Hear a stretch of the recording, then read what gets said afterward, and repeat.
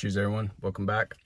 And today we're going to talk about overthinking, how you can fix your overthinking. By the end of this video, you're going to have some tools in your arsenal that you can use anytime you catch yourself overthinking to let go of this habit. When it gets into, thinking is good. Analyzing things can be good, but when it gets into this point of obsession, that's where we are going to be able to cut it off.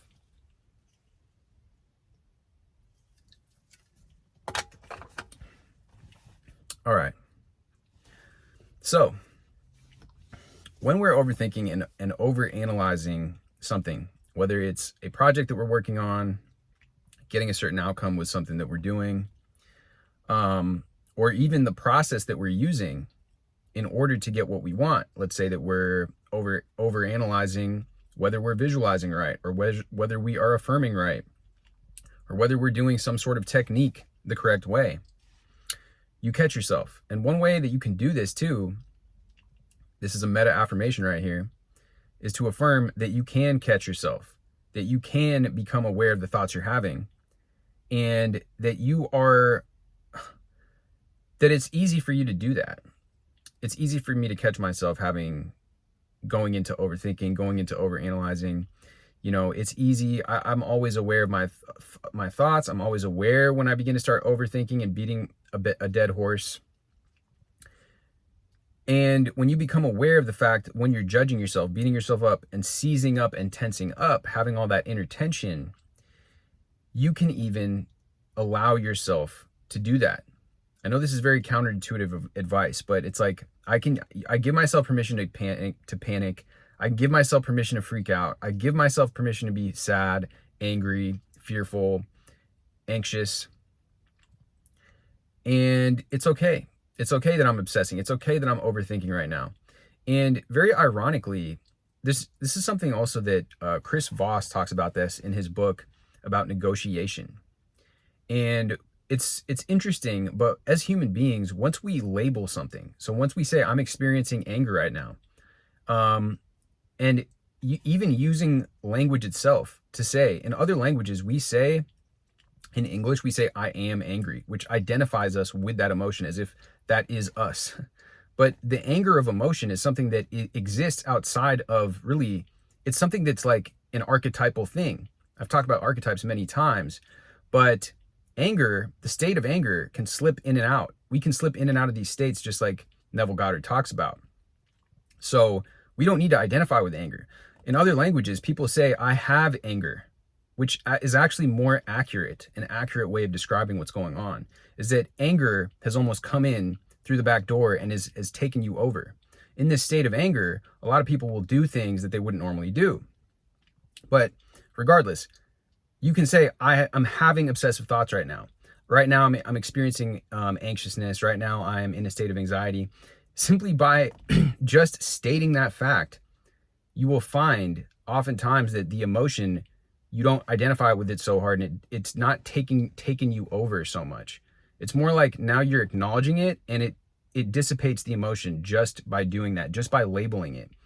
Like I said, Chris Voss uses this in negotiating as a negotiation technique when he's talking to people, and he will say, oh, right now what I'm seeing right now is that it looks like you're experiencing this right now.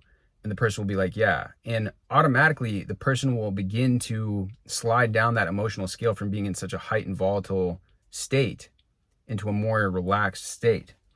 So you're okay with it. You acknowledge it for what it is. You're just like, okay, I'm obsessing right now.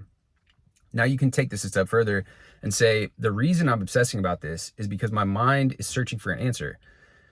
You can thank your mind and say, what if we don't have the answer though? You know, I appreciate you. I know that you're searching for the answer. I know that you're trying to figure this out, and that's amazing. But what if this is something that we actually don't have the answer to right now? And you speak to your mind in this way, or you can refer to it as your subconscious, or, you know, whatever makes sense to you. But you speak to your mind as if you and your mind are a team, because you are a team. You and your mind wants to help you. Your mind is doing these things. Your mind gets into the state of fight or flight. Your mind gets into these things because it perceives a threat and it wants to do this for you.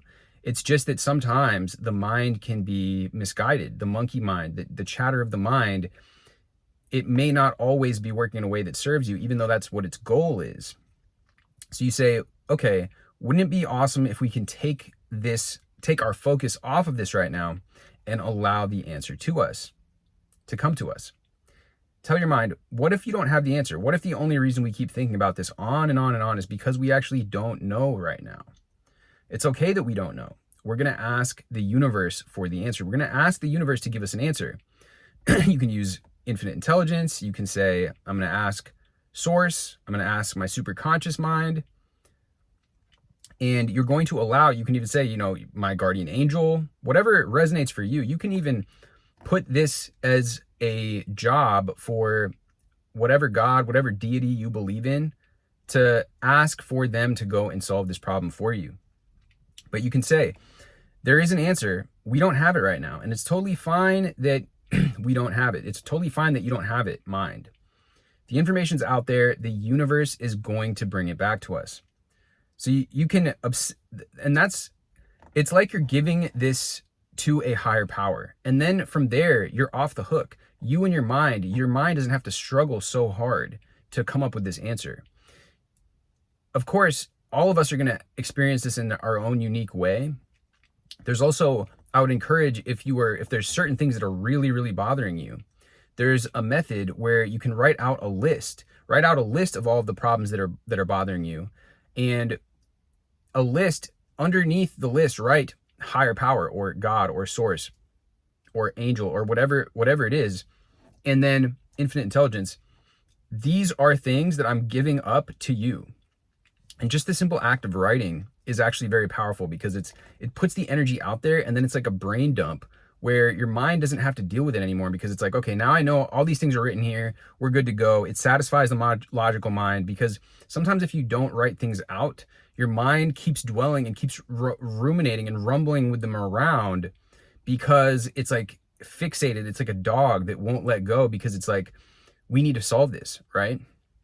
But by writing it down, your mind can then, it's kind of like a to-do list too, when it's like, you're like, okay, well, if I don't write this down, I'm going to forget it. So then you keep thinking about it, and it keeps taking up all this mental space and mental clutter. Whereas if you just write it down, your mind is now free to focus on other things. So that's kind of like what you're doing with this too, just from a practical standpoint as well.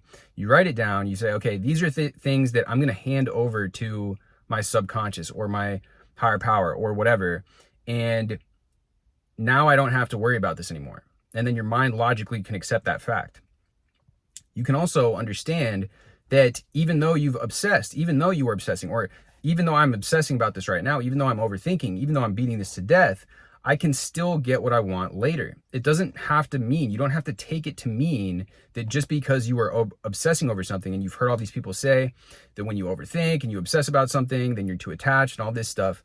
You don't have to identify with that. You can say that, hey, look, I can obsess, I can overthink, I can be over analytical and still get what I want. It doesn't mean that just because I've done this, or I'm doing this right now, or I'm feeling bad, or I'm whatever state that I'm in, it doesn't mean that I can't get what I want. Give yourself permission to do this. Give yourself permission. It's okay that I'm over analytical. It's okay that I'm just overthinking and over analyzing. And then give your mind a break by writing it down, by doing something else, by going about your day, going forward with your life, and telling yourself that, having the internal self-talk, affirming to yourself that, look, I know I'm over analytical. That's just how I am. That's who I am. I'll get into states of overthinking. I'll get into states of anxiety, but I know that eventually I'm able to come back around, and I'm still able to get a lot of the things that I want. You've seen examples in the past where you've thought about something a lot and you've still gotten it. So it doesn't mean that you can't get it. It means that you're going to allow yourself to do that, not beat yourself up about it to compound the problem. You're just going to be okay with it, because what you resist persists, and then you're going to move on. Then you're going to do the little brain dump exercise, or submit it to the higher power, submit it to the higher mind, give that as your list for them to go do this. You don't have to worry about it anymore. You and your mind can go get some boba tea. You guys can go and sip on a hot latte. It doesn't matter. You don't need to focus on it right now. You don't need to worry about it.